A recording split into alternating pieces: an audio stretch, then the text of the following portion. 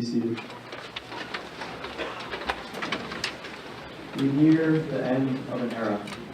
It's been over 80 years since the horrors of the Holocaust began, and we are reaching the point in which our living connection is fading. Unlike the many tragedies that have previously befallen the Jewish people, the Holocaust is unique in the level of detail in which it was recorded. We have the unique opportunity to hear and understand from those who actually experienced it. Live eyewitness accounts provide us a glimpse into what happened over 80 years ago. But as the chance to hear from them slips away, how can we take advantage of what we have? We have just come out of Pesach. Pesach, and in particular, Shibud Mitzrayim, the slavery in Egypt, is parallel to the Shoah. Both involved in an attempt to systematically destroy the Jewish people and their way of life. Because of this parallel, perhaps the way we treat Shibud Mitzrayim can instruct us on how to act regarding the Shoah. There are two mitzvot related to Shibud Mitzrayim: the daily mitzvah of Zefira, remembering, and the annual mitzvah of Sipur, retelling. The daily mitzvah of Zefira is relatively simple, only requiring one to mention the details of what happened in Egypt in our daily Shema. Sipur, on the other hand, is a little more complex and requires us to tell the story in detail, sharing experiences, ideas, and stories with our families and friends. The Rav explains that Sipur must be accompanied by Hallel as a means of expressing gratitude to Hashem for all the chasadim that Hashem did for us in Mitzrayim and beyond. Just as there are two practices regarding Shibud Mitzrayim, perhaps there is a similar pattern regarding the Shoah. It is important to remember the Shoah on a daily basis in terms of Zefira, and be well versed in its history. But the most important part is the yearly mitzvah of Sipur, manifested in the form of Yom HaShoah. When we gather together with our friends and family to share stories, experiences, and ideas, we begin a powerful experience that can help us grow not only as individuals, but as a Jewish people.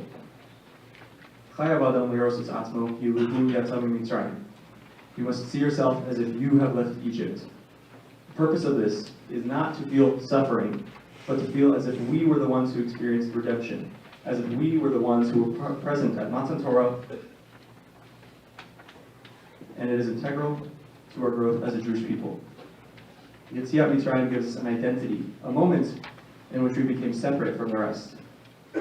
So too, by the Shoah, as we came out of our oppression, we developed the state of Israel, developed our American roots, and became a nation full of life and full of Torah. As we move on from Pesach and from Yom HaShoah, we must retain the messages of these moments. We must remain grateful, not only for the freedom gained 75 years ago, but for the freedom that we maintain today. In the Holocaust, there was a distinct lack of nourishment. The ghettos and the camps were cold, and the people there were hungry, not just for food, but for Torah. Now, we do not lack nourishment neither of the body nor of the soul. We are surrounded by excellent rebbeim, excellent teachers, excellent friends, and we have available to us infinite opportunity. We must strive to take advantage of all that we have and not forget the lessons of gratitude that the Holocaust teaches us. If those so greatly suffering were able to establish a Jewish state and establish giant Torah centers all around the world, how much easier it should be for us to learn and grow in our blessed lives. As we go through our ceremony today, and as we listen to our keynote speaker, please remember that Sipur requires Hallel. It is important to keep in mind the horror and suffering of the Holocaust, but it is equally as important to remain grateful. The stories that will be told in the coming hour should not serve to shock you and should not serve to scare you, but serve as an opportunity to learn and to grow. Hayom 12 Yom ba'Omer.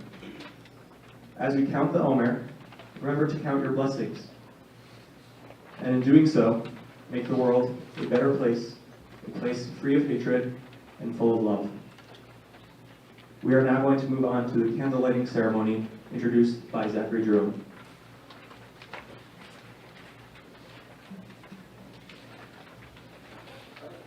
Surviving Jews were faced with an almost unthinkable challenge: to rebuild their lives in the face of near total destruction. For most, there was no place to return to. They lost family, friends, homes, and possessions. Some lost faith in their fellow humans, and some lost faith in God. That many were able to bring themselves back to live productive lives must surely be one of the most inspiring stories to emerge from this dark history. 6 candles will now be lit either in memory of or in honor of relatives who lived during the Shoah and an American war veteran.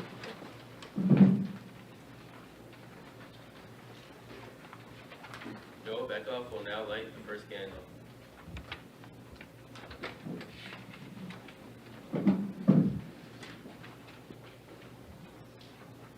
Born in Aachen, Germany in 1917, Walter Wolf, my great-grandfather, lived most of his early life exclusively with his mother.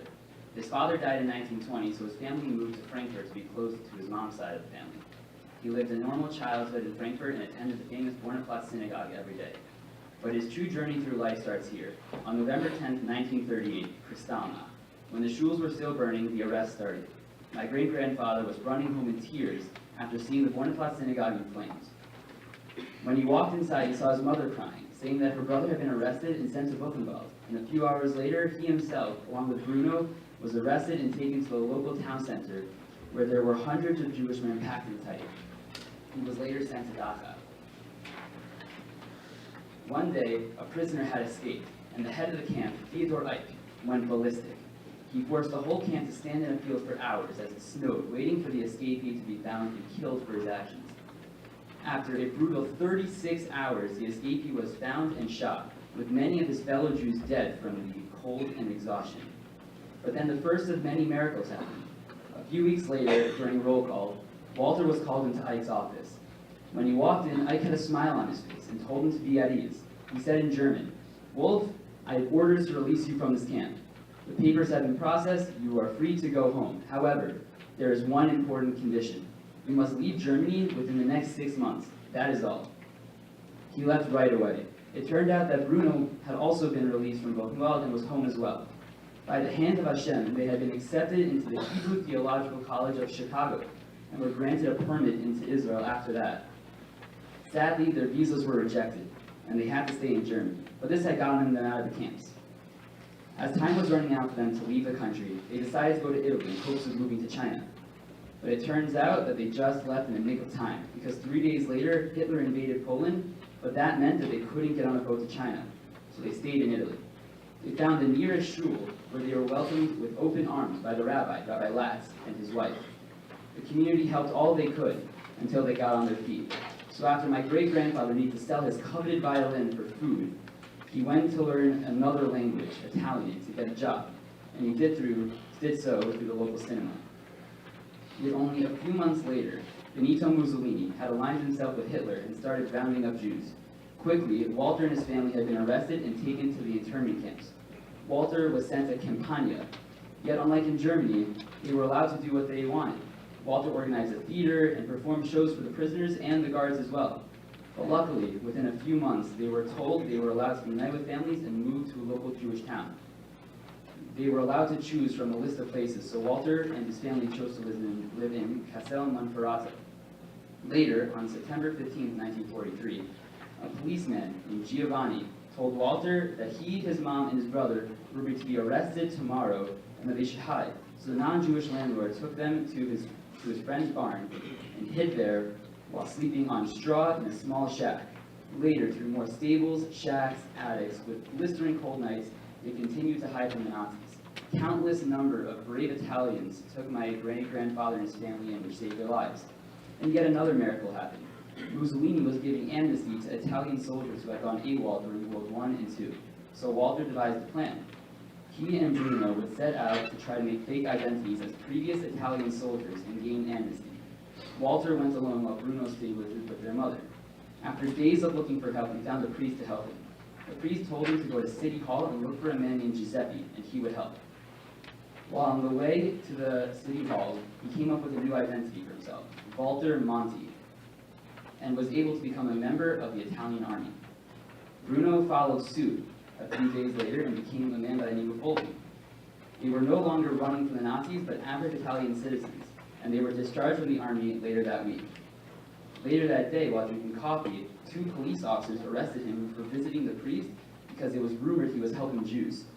He was taken to jail, but through siyata d'shmaya, some intimidation, and also some money, he worked his way free. He went back to his hiding place and found Giuseppe once again, and got a permit to work. Later in the war, he moved to Milan, and when the war ended, he met my great-grandmother while also reuniting with the rabbi that he met in Genoa, the first city when he arrived in Italy. He ultimately moved to America, where he created a family of 3 kids, 5 grandchildren, and 9 great-grandchildren. I light this candle in memory of my great-grandfather Walter Wolf, Ze'ev, Ben Yosef, and Bashel.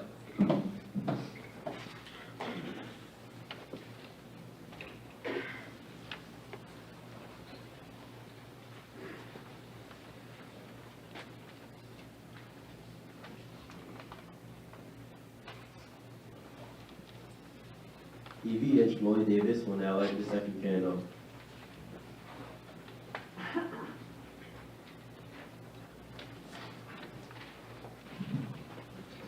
I light this candle in memory of my great-grandfather on my mother's side, David Tansman. He was born in America in 1919, where he met my great-grandmother Lottie before the war. The high school sweethearts decided to get married earlier than was planned so that David could draft into the American Army and fight in the war. As a staff sergeant in the 69th Infantry Division, New York, he fought in the Battle of the Bulge, the largest and bloodiest single battle fought by the U.S. in World War II and third deadliest in American history. When asked by my grandmother and her siblings what he was thinking about during the battle, he responded that, "The only thing that mattered to me is that I had my tefillin." The Fighting 69th, as was their nickname, proceeded to liberate Leipzig-Thekla, a sub-camp of the Buchenwald concentration camp. As my great-grandfather spoke Yiddish, he was very helpful in being able to translate between the now freed prisoners and the Allied forces that liberated them. While liberating, he made a special connection with a girl who he liberated, Ruth Wagner-Pregerson. Ruth tells the story in her book, Memoirs. After she connected with the American Red Cross and was assigned to a room in the library that the Red Cross made into a club for the soldiers, David would come by every day to talk with Ruth, and they became good friends. David organized a makeshift synagogue for the Jews, and for the soldiers, it was a touch of home. For us, it was a reminder of what we lost. While sick with the grip of flu, Ruth was informed of the murder of her father and brother in Auschwitz. No one was able to calm her down until her friend went and got my great-grandfather, who brought sedatives from the medic. David came back every day and nursed Ruth back to physical health. During one of his visits, Ruth told him that she will never have children. She will not bring children into this world to expose them to so much pain. David responded, "And who will make this a better world?" He told her the legend of Tikkun Olam, that there will always be 36 righteous people in the world when Ruth moved to America. Ruth once said, "I take a measure of pride that out of the chaos, I was able to bring a sense of meaning to my life and create a future." Yes, David, you were right. Our people have survived and kept history alive for over 5,000 years. So have I. I have lost much, but I have never lost my personal integrity and morality. My early lessons have guided me well. I used to wonder if I would ever laugh again. When Ruth passed away recently on March 15th of this year, she had 3 children, 9 grandchildren, and 11 great-grandchildren. At the funeral, her children told my grandmother and great-aunt who were there that the only reason they are in this world is because of my great-grandfather. After David passed away in August of 2016, Ruth came and paid a shiva call to my grandmother and her siblings. Living to the age of 97, he was zocheh to meet 11 grandchildren and 18 great-grandchildren, while 8 more have been born since, and his first great-great-grandchild was due this week in Yerushalayim. My brother Shmuley is lighting this candle in memory of my great-grandfather, David Shai ben Chaim Aharon ben Chaya Bela.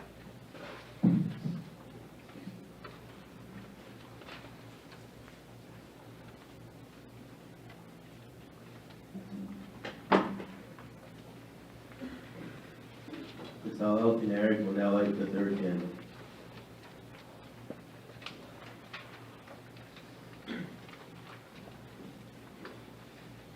I am here to light a candle in memory of my great-grandfather and great-grandmother, Jacob and Sonia Roth, or Bubby and Sadie, as I knew them by. They were the parents of my grandmother and grandparents of my father. Sonia, or Sheitel Sima, was born in 1918 in a small shtetl in Poland named Tarnodrud. When the war broke out in 1939, she was only 21. She moved to a bigger town called Lvov, which is modern-day Lviv in Ukraine. She had to survive. It was there that she met my great-grandfather, and after only 6 weeks, got married to him. The Nazis had blocked off the roads leading in and out of the town, so their marriage was done with little idea of what to expect in the future. As the Nazis further invaded Poland, the Russians told the Jews in Lvov to come to Russia, where there would be better living conditions. Leaving Poland was as much of a risk as staying there would be. Nobody knew who to trust. Nobody knew anything. My Bubby and Zadie decided to go to Russia. After many hours of travel by train and wagon, with terrible conditions and horrible weather, they arrived in Siberia. They traveled with my Bubby's sister, Rivka, who after seeing Siberia decided the conditions were too harsh and promptly went back to Poland with her little kids. She and her kids were killed by the Nazis. In Siberia, Bubby and Zadie became lumberjacks and chopped wood for the war effort. They spent hours every day chopping tree after tree in the blistering cold. Because my Zadie was a businessman, he learned to handle for food and better living conditions. He took what he knew and used it for survival. He was once caught selling cigarettes and was sent to Russian prison. He had to survive. In 1944, they had their first kid, my great-uncle Mark.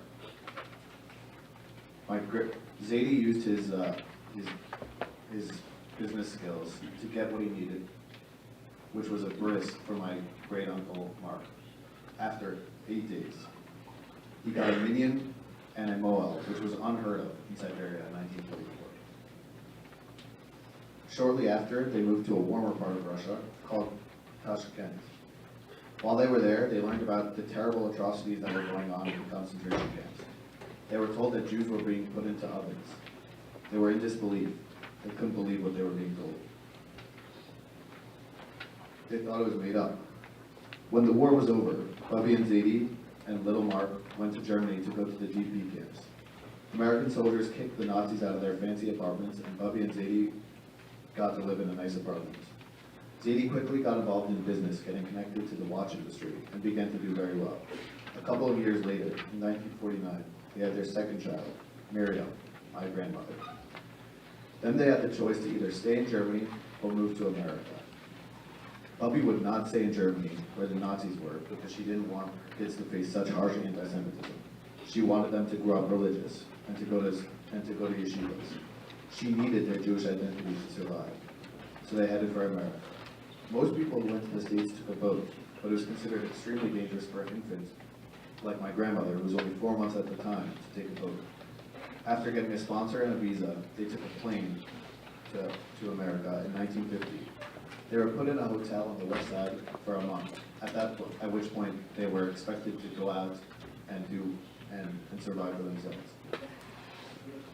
They moved to Washington Heights, where my great uncle and my grandmother grew up.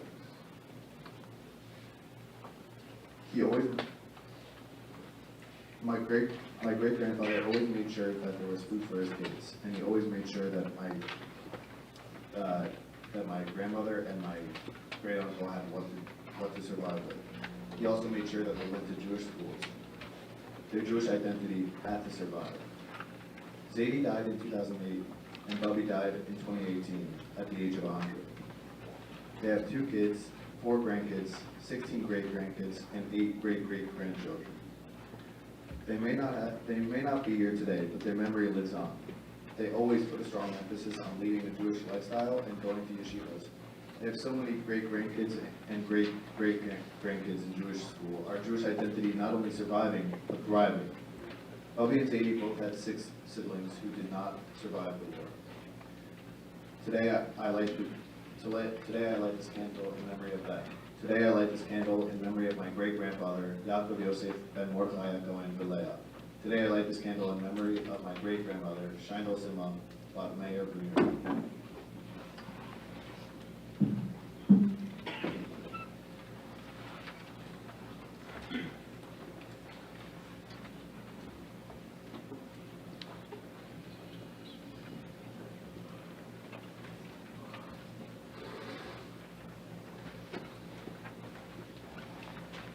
Eitan Lau will now light the 4th candle.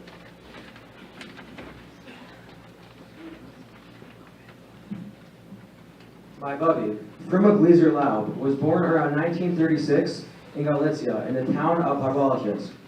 Bubby was 5 years old when the war hit her area.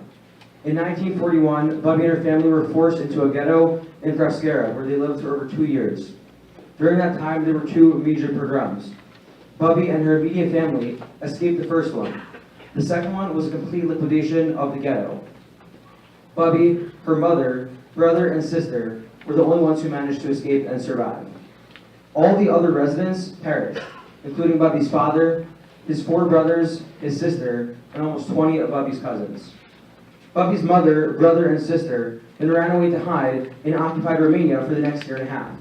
Because of her young age and the dangers, Bubby was hidden by a local Gentile family for the cold fall and winter months. But after just 2 weeks, the family became afraid of the danger of hiding the only Jewish survivor and made her leave. After being thrown out, Bubby would sneak back at night under their porch and sleep by their dogs who kept her warm during the cold nights. At age 6.5, Bubby spent almost 6 months on her own, surviving until the time that they came for the planned travel to reunite her with her remaining family. In April 1944, Bubby and her remaining family were liberated by the Russians. They returned to Brest-Garib and lived there until 1946. They then needed to escape from the Russians and were smuggled to Poland, then Germany, where they lived in displaced persons camps in Pocking and Ballstadt for 2 years. After spending 6 months in Paris, Bubby went to Cuba and lived there until 1959, with a brief stay in the United States to study. She moved to the United States after she met Maizedi, and they married. Now, Baruch Hashem and B'lian Hara, they have 3 married children and 13 grandchildren.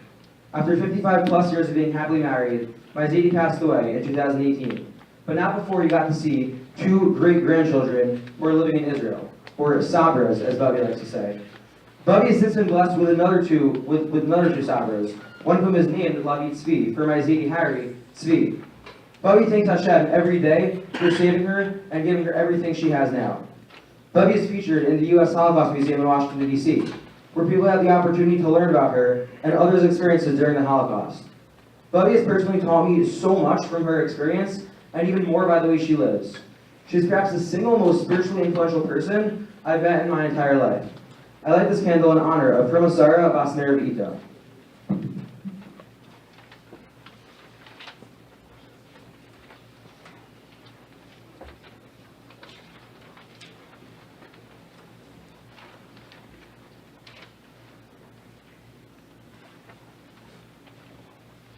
Uncle Riskin will now light the 5th candle.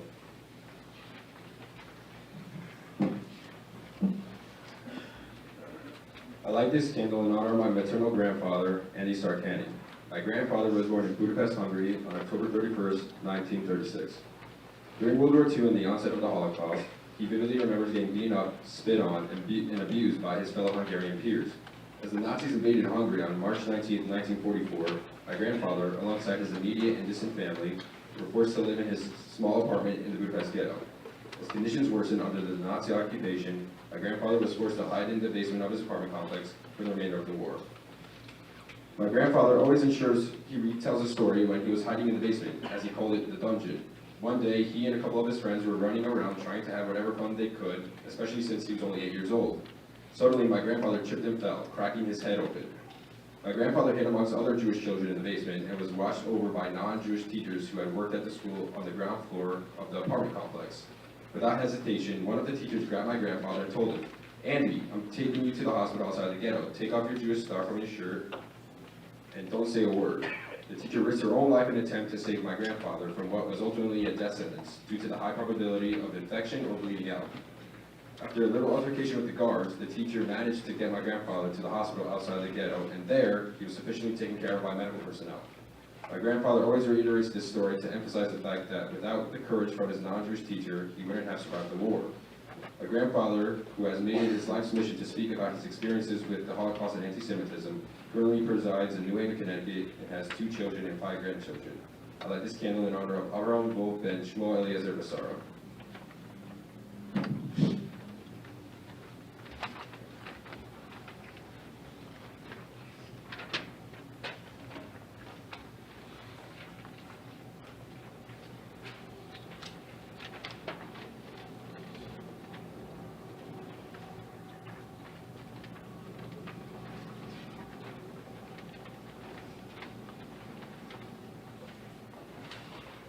Jewish loss will now light the final candle.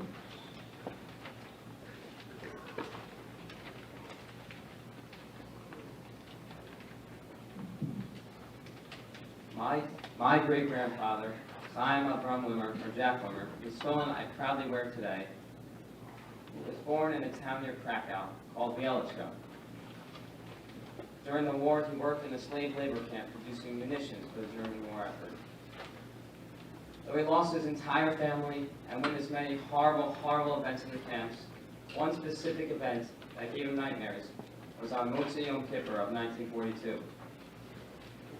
The commandant lined everyone up and demanded that Frankel step forward. 3 people with the last name Frankel stepped forward. He then said, no, just Rabbi Frankel stepped forward. Pinchas Leibowitz Frankel was the Rav in Bieliczka. He then accused him of sabotaging the war effort by telling people to fast, ultimately making them weaker. But Pinchas Leibowitz Frankel was then shot and killed just a few feet away from my great-grandfather. In 1992, my great-grandfather had the rare opportunity to act upon the mitzvah of Zechiras and Mechias Amalek by testifying against this exact Nazi in a war crimes trial. This Nazi lived the rest of his life in jail due to the vivid testimony of my great-grandfather. Baruch Hashem, my great-grandfather survived, got married to my Nana, who now lives in Fort Lee, and got to know many of his great-grandchildren. My family insisted that I add that he became very successful in the dental field and was able to employ many people. He took pride in that. He went from being dependent on each other in the camps to ultimately independently becoming successful and being able to help other people. I light this candle in honor of my great-grandfather, Chaim Avram Wimmer, Ben Nachum, and Serka.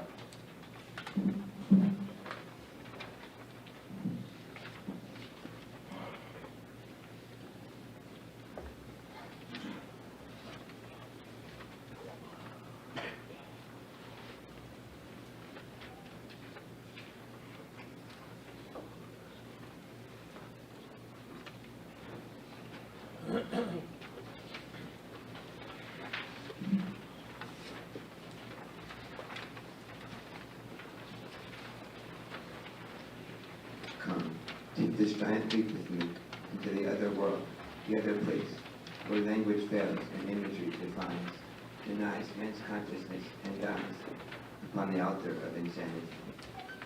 Come, take this giant leap with me into the other world, the other place, and trace the eclipse of humanity, where children burned while mankind stood by, and the universe has yet to learn why, has yet to learn why.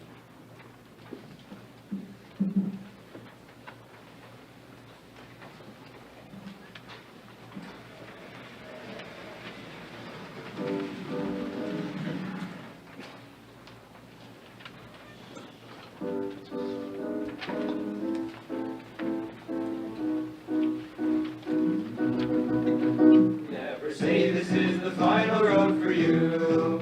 So let its wisely cover over skies of blue.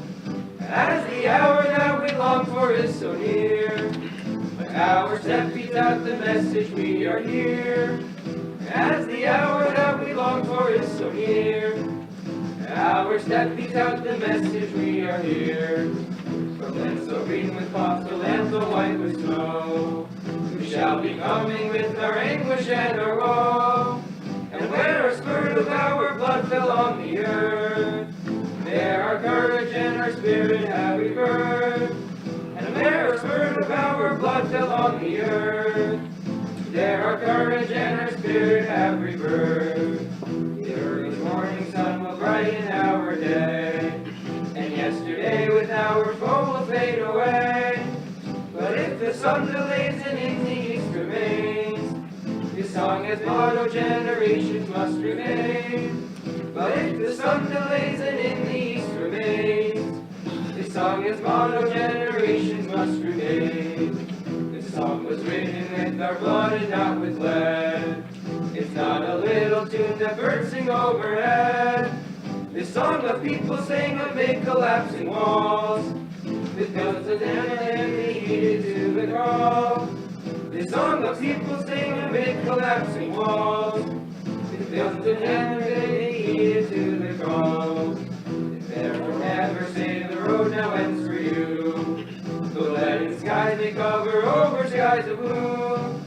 As the hour that we long for is so near, our step beats out the message we are here. As the hour that we long for is so near, our step beats out the message we are here.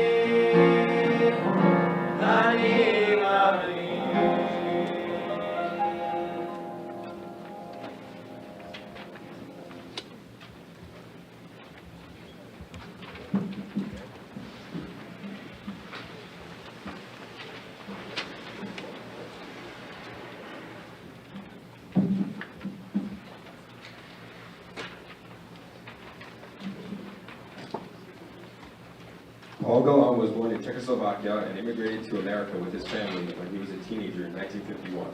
He and his family had a unique story of survival from the Holocaust and warriors, which makes his testimony something you have never heard before. Through the many sacrifices his father made, the separation of his siblings, and some family members being sent to concentration camps, his immediate family were reunited at the end of the war and all survived miraculously. After finishing high school, Mr. Galan went on to get a Bachelor of Arts degree in Film and History from the City College in New York. He began his career as a film editor for documentaries and television and working in the New York film industry. He created his own company in 1968, Gateway Productions, and won many awards for his work. I had the great pleasure of first hearing from Mr. Galan in the beginning of this year as a part of my Holocaust Studies class's Bear Witness project. Mr. Galan's story is immensely impactful and moving, and therefore was highly recommended by my class to come here today to be our honorary guest speaker.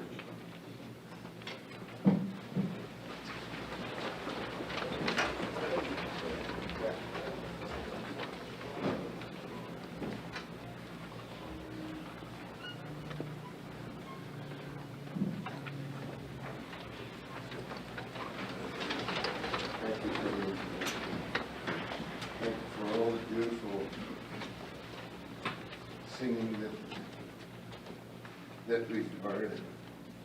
Thank you for the stories to memorialize all those who have perished during the Shoah. I'm one of the very, very lucky people whose family, despite of the fact that we were separated, two of my immediate family were in concentration camps. One sister got lost in the forest and the partisans rescued her. And the only two people who stayed together the whole time were my mother and I. But we all went back to our hometown, not knowing who would or who would not be returning. Thank God, my immediate family and one aunt, we all returned to my hometown. It was unheard of that a whole family should survive like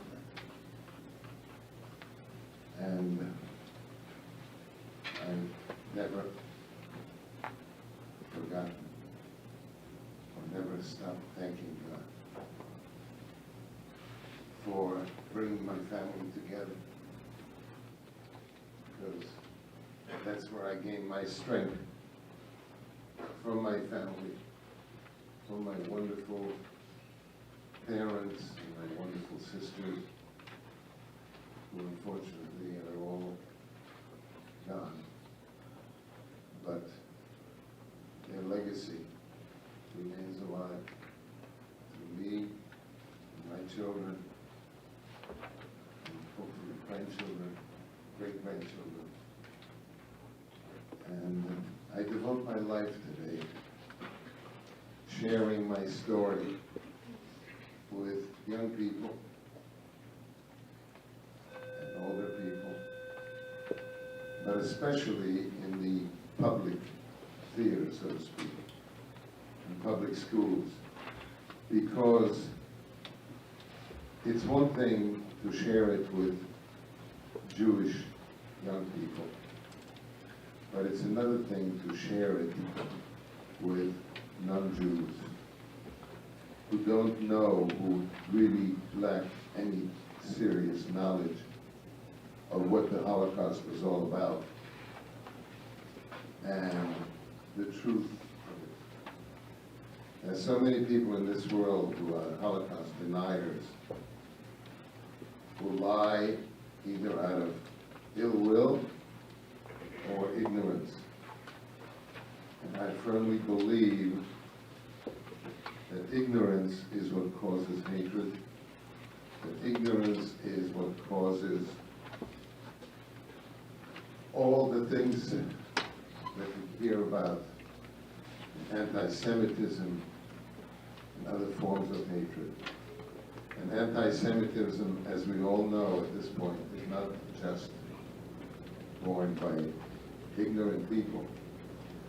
The universities in this country are full of anti-Semites.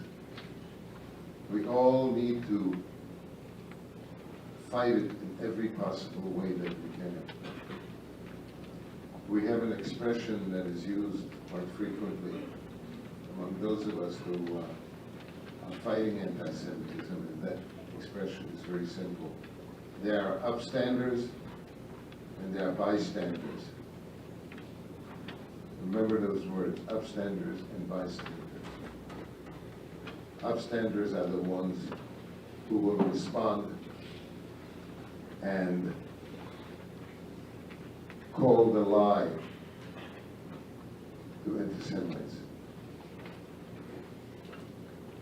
Bystanders are the ones who shrug their shoulders and say, I don't want to get involved.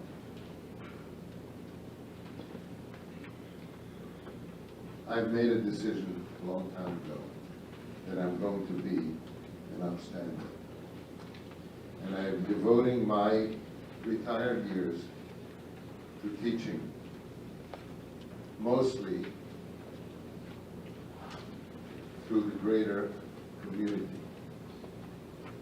Jewish kids are, Jewish youngsters, the majority of them have at least a sense of what the Holocaust was all about, but not enough knowledge about the Holocaust. While non-Jewish youngsters, except for the little thing that they learn in school about the history of World War II, and part of that history that they learn is the Holocaust, but never really in depth. That is not education on the Holocaust, because the world should know about it. Everyone should learn about it, because a horror like that has rarely been seen or heard in the history of humanity. And we all have to stand up for ourselves and for our people and for our history.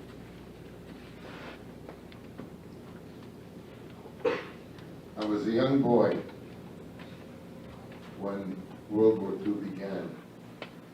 And when I went out to the streets of my hometown, which was a town of about 25,000 people, and at the age of 6, had to put on a yellow star. Otherwise, we'd get arrested. It was the law of the land in Czechoslovakia, in Slovakia, I should say, to wear a yellow star, otherwise you were put in jail. However, if you did wear a yellow star and you went out on the street, and non-Jewish kids would call you a dirty Jew, or other epithets, they tell you to go to hell, to go back to Palestine. They didn't even know what Palestine was. They didn't know anything about it. We wish we could have gone to Palestine. But ignorance prevailed. Beatings on the street. You have kids attacking other kids. So we'd not go out on the street alone. We'd go with our friends or with adults. And then it got worse and worse and worse. The transports began. People were pulled out of their beds in the middle of the night and forced to get dressed and go to the assembly place from where they were taken to trains and shipped out to places unknown. The Holocaust was so many different things and took so many different forms. And it was painful, it was frightening in so many different ways. To see your father getting beaten up by the Gardists in Slovakia for no reason. To see Orthodox men being beaten up and having their peyot cut off with bayonets, or their beards cut off with bayonet. These are all things that you digest and you wonder why are they doing it to other people. Anti-Semitism takes on so many different forms. Hatred is what drives it, and hatred usually comes from ignorance. I'm going to give you one short part of my history. My family consisted of, I had 2 sisters, my parents, my grandfather, several aunts, and some cousins. Not too many cousins, relatively small family. And when the worst part of our Holocaust, if you will, began when they started deporting people, rounding them up in the middle of the night and shipping them out a day or 2 later. And families would become separated. Or some families were lucky, like mine. One of my sisters was not at home when they came to arrest us. and we ended up in a labor camp in Slovakia. We didn't know about places like Auschwitz. There were deep, dark secrets. But there were rumors of things happening in Poland that no one really understood, no one really believed. You know, everyone dismissed it. It's impossible that these sort of things are happening. But as time went on and some people managed to escape and spread the word to disbelieving people, disbelieving about the horrors that were taking place. No, it couldn't be. People don't do those things to others. My family ended up splitting up, not deliberately. As I said, one of my sisters was not at home. We were taken into a transport and someone was able to get us out. So saved our lives that way. Eventually we were sent to a labor camp within Slovakia, spent a year there, and we were finally freed by partisans. There was an uprising against the pro-Nazi government. Then the Germans came in to Slovakia and crushed the uprising. And we had no place to hide, so we went to the mountains. By that time, one sister was gone, we didn't know where she was. My grandfather and my aunts, they all remained back in our hometown while we were in the camp. And then, as I said, there was an uprising against the pro-Nazi government. And we were caught right in the middle of it, except that our freedom was returned to us by the partisans who started the uprising. But that didn't last long. It lasted a short time, perhaps a month or so, because the Germans came in with heavy arms and they started pursuing, first of all, crushing the uprising, and then going into the mountains where many people were hidden, and pursuing and searching for them, and searching for the partisans. And if they captured anyone, it was either being shipped out to a concentration camp immediately or shot on the spot. So one of my sisters got lost in the forest, and that she was rescued by partisans. One of them was not at home when they came to arrest us. So it left my father, my mother, and me. And one day the Germans came into the village we were in, and they captured my father. He was taken away, we hope, because the villagers were telling us that he was probably shot right on the spot, because they shoot all the Jews. I was 8, 9 years old, and to hear that your father was probably shot, so you must be Jews, which we were denying and hiding our Jewish identity with false documents. And all you can do is cry and protest, saying, no, we're not Jews. Look at these documents. They prove that we're not Jews. And some people were kind, and some people were not. There were much fewer people who were kind and caring, like hiding us in a cellar when the Germans came to the village. But then my father was captured, so it was just my mother and I.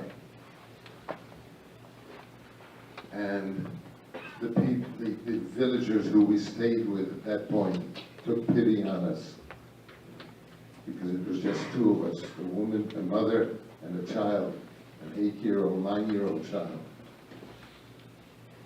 So they hid us when the Germans came into the village, which was quite often.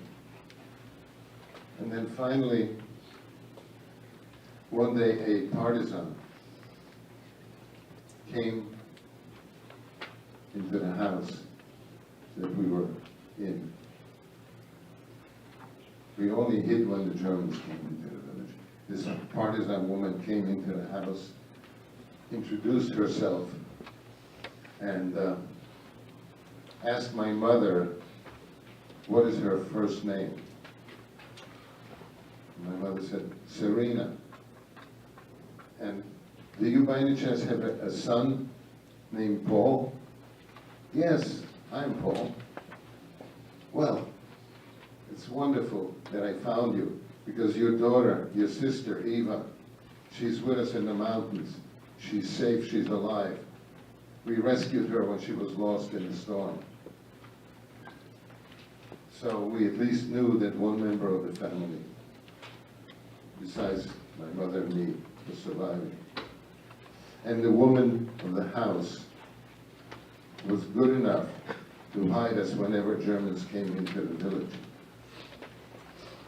But anyway, this partisan woman told us that my sister is alive, that they rescued her in the storm, and she will be so happy to know I found you.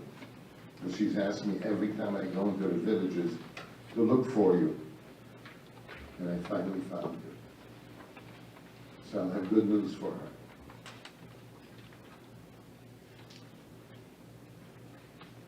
I worried about my father.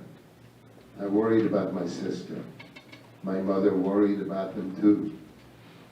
It was a terrible time. And yet at the same time denying that who we are. Never admitting the fact that we are Jews. Not letting the villagers see us when they came into the house. We would always go into a back room or something.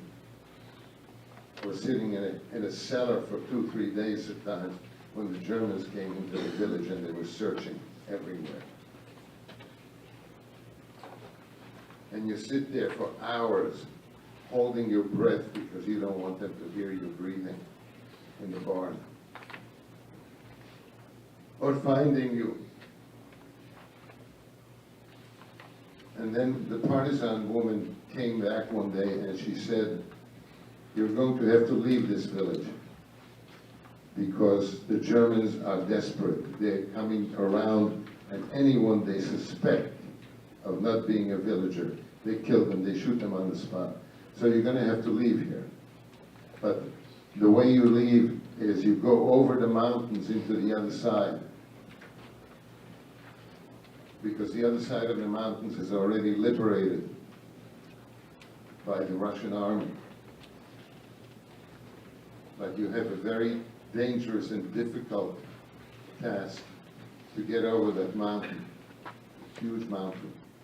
Take nothing with you but enough food for one day. Leave everything else behind. And pray for good weather. This was March of 1945. So we joined up with several other people who came out of hiding.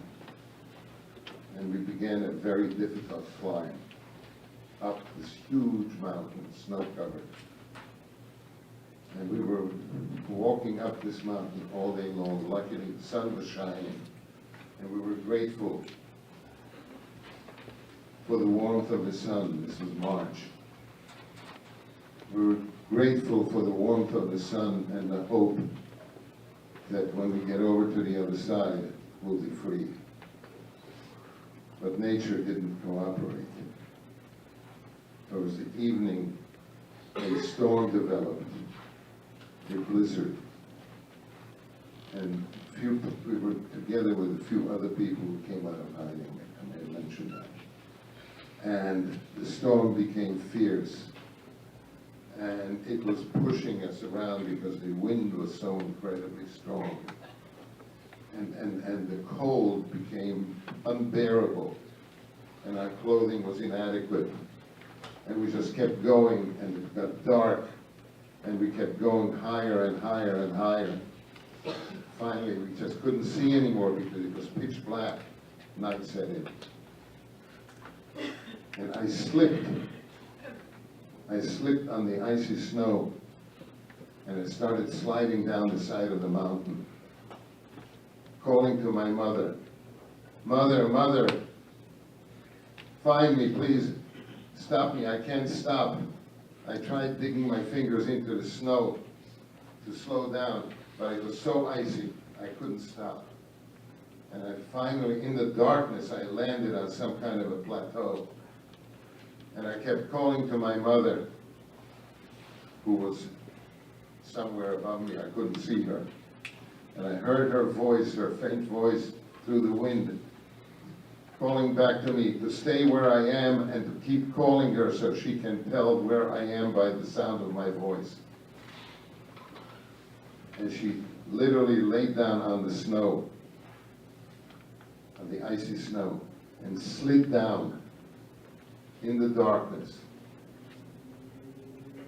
By miracle, she landed not far from me. And she got hold of me and embraced me and held me tight to her own body. And I just wanted to go to sleep at that point. I was so cold, my insides were cold. I was shivering. And Mother kept saying, "Paul, please, don't let yourself go. I'll keep you as warm as I can." And she held me tight. And I just wanted to go to sleep because the cold made me want to sleep. And Mother kept saying, "Paul, please don't fall asleep. You will die if you fall asleep." I never heard my mother speak that way, that I may die. And she kept repeating it and repeating it. And she held me tight all through the night. And finally at dawn, the sun came up, the storm ended. And there we were, two of us, alone, near the top of the mountain. But we realized that we had crossed over to the other side. And as the sun came up, we saw the valley way down below, with trees, forest. And we began going down the mountain, hoping to find, where are those Russians? You know, hoping to find someone who will provide us with shelter, warmth, whatever. And hours later, we reached the forest. And we came to a wooden cabin with smoke rising from the chimney and some horses tied up, saddled horses tied up outside the cabin. And now the question is, do we go and knock on the doors not knowing who's in there? Friend or enemy? But we had no choice because we were so desperate. We were so desperate. I went and I knocked on the door. And the door opened, and it was a Russian partisan. He looked at us and he says, "What do you want?" I could understand a little bit because the Slovak and Russian languages have similarities. And I said, "We just crossed over the mountain in a snowstorm, running away from the Germans. Could we please come in? Could we get some food? We are starving."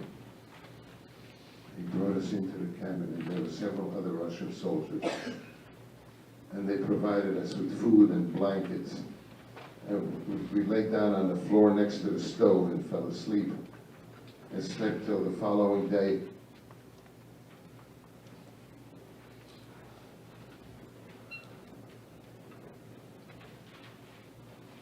And they fed us again. They wanted to know where we were from, so we told them the name of our town. They said, "Oh, your town was liberated in November. This was March." So that was encouraging. And so we stayed with the Russians for a few days. And finally gathered our strength. They gave us food for the road. and we left them. And it took us 1 week to find our way back to my hometown, which was at the opposite end, the easternmost end of the country. We hitchhiked on farm wagons, on trucks, on freight trains, you name it. One time we got on a freight train that was going in the wrong direction. So we traveled out of our way and then looked for another train going back. So it took, I don't know, about 5 days, and we finally arrived in my hometown. The train slowed down, and I saw the sign of the name of my town, which was Michalovce. And we jumped off the train and started walking into town. And I turned to my mother at one point and I said, "Where are we going? We don't know anyone in this town anymore. Why did we come here? We don't know where to go. I'm sure our home is gone, or somebody else is living in it." And Mother said, "Paul, we have to hope. We've gone through the worst part of the whole journey. Now we are closer to home." And we are walking through the main street of the town, and all of a sudden we hear someone calling our names, our first names. And we look around, and there, looking out the window, is a friend of our family, a Jewish man. And he comes running out of the house, hugging us, kissing us. "Oh my God, you're alive, you survived. How do you manage that?" We said, "How did you manage that?" Well, they were hidden on a farm the whole time. But they took us in. They fed us. They gave us clean clothes because our clothes were lice infested. We were dirty.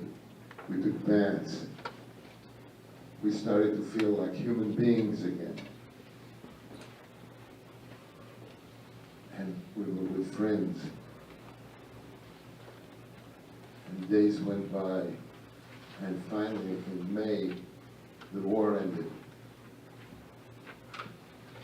Big celebrations in town, but we couldn't celebrate because we didn't know what happened to the rest of the family. Meanwhile, my sister, Eva, the one who was with the partisans, she found her way back, trying several times to get away from the Russian soldiers because all they wanted was, "Oh, a young woman, come with us."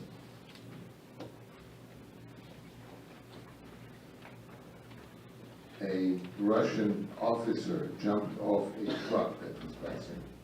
It turned out that he was a Jewish person, a Russian. He was a ranking officer. He saw these soldiers accosting my sister, and he figured out right away what was going on. He got off the truck, ran over to my sister, hugged her, kissed her, and said, "Oh, my darling cousin, I found you." So the soldiers left her alone. And she finally found her way home. As I said, the war ended in May. People began returning from concentration camps in very small numbers. But you could tell that they were from concentration camps because they wore striped uniforms. Their heads were shaved, men and women. Women looked like men because their heads were shaved. And they were wandering around town everybody was trying to find their roots somehow. It wasn't easy. And then a man came to us, and he said, "Your father and I were together at Liberation. I know he's alive. He should be home soon." And my sister got on a train and traveled to the capital, which was near the Austrian border, because she heard that all the survivors are coming back to Austria. and she found my father and brought him home. They arrived in the middle of the night, banging on the gate of the house. My father was there. And he had good news for us. He encountered an American Jewish chaplain in the army. He was in the army. And this chaplain was going around collecting names of family members because he was traveling to different camps. So my father gave him my sister's name.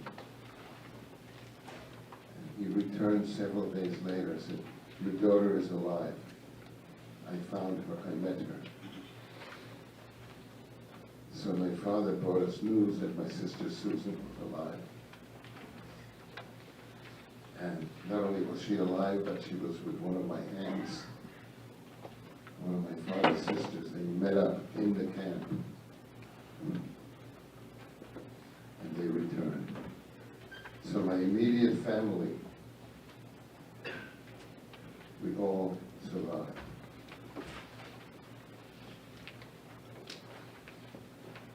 We didn't know for a while what we're going to do, whether we're going to stay or go somewhere else. We had relatives in America.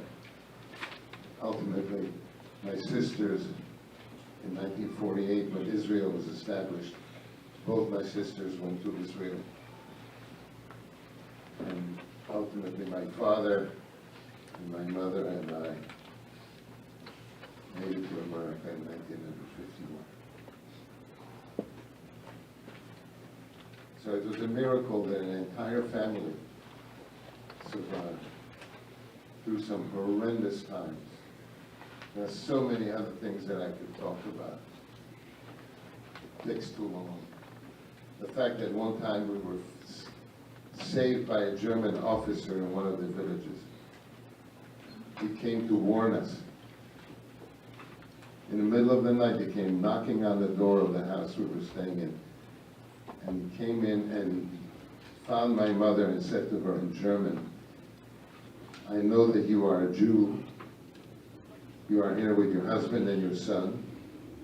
The villagers have turned you in. We are leaving here at dawn, but I came to tell you that you have been discovered, so to speak, by the villagers. Don't trust them. Leave this village as soon as you can, because there'll be other German troops coming in, and I won't be here to save you." And with that, he got up and he left. So I learned a lesson from him. Even among the worst, if good fortune and God brings you together with a decent human being, you save your life. Anyway, this was just a short, really a short segment of my history. But it has an effect on all of us for the rest of your lives. But that's probably tough, just to declare. But thank you.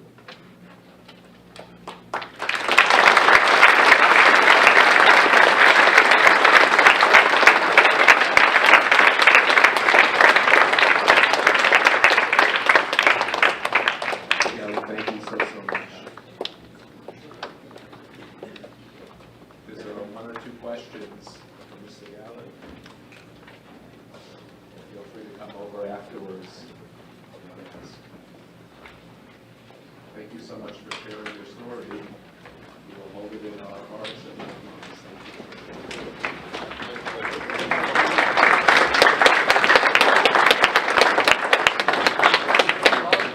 Please remain standing as the lesson come over up here.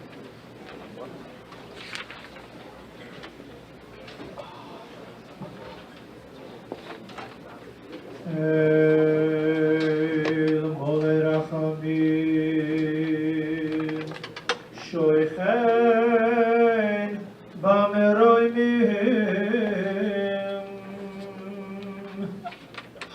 Asay Menucha Nechoina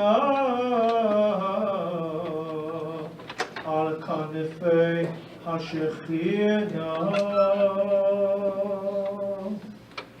B'mahalois Kedoshim Utehoyerim Kizayaharakiya Mazhirim Hesenishma Vishenergo Vishenitmiyo Vishenisrefo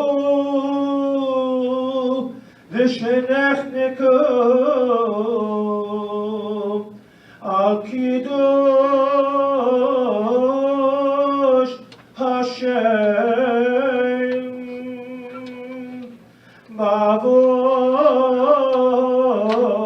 Mavor She'ani noider litzidaka Barazikoras Nishmoiseyehem Beganei Yiden Tehei Menuchosam Lochein Balorachamim Yastireim B'seise Kinafav L'yoinamim V'yitzirai b'tzirar achayim Es nishmoisehem Adonai Ho nachalosam V'yanuchu b'shalayim Al mishkvoisehem V'noimar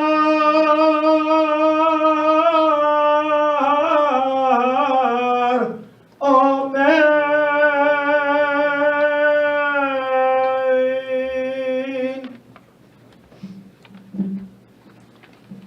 Thank you all for your cooperation and respect. Thank you again, Mr. Dowd, for sharing. Thank you for your boys who shared your family's experiences. Thank you to Ms. Riker, Mrs. Reichardt, Mr. Lewis, Mrs. Shankman, Mr. Scudero, and of course Ms. Honig for putting together such a meaningful program today. We'll continue with period 4 back on 6. Thank you, everybody.